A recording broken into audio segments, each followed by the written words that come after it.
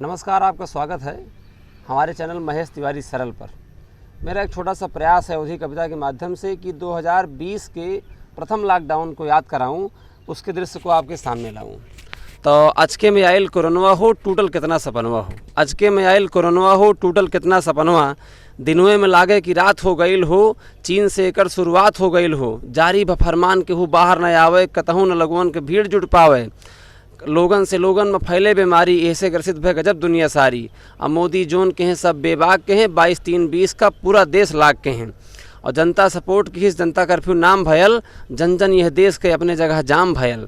और धरती के बाद छोड़ा, कह रहे थे हवा में वायरस आ गया। धरती के बाद छोड़ा, छायल ही आसमानवा हो, टूटल कितना सपनवा।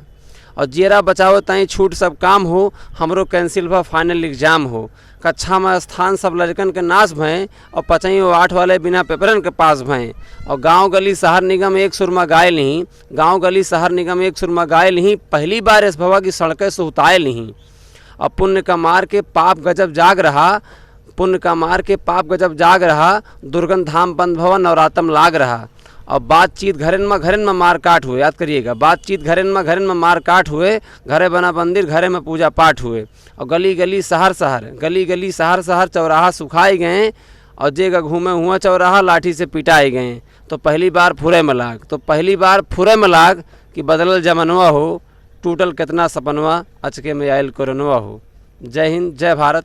तो मिलते हैं किसी अन्य वीडियो में। धन्यवाद।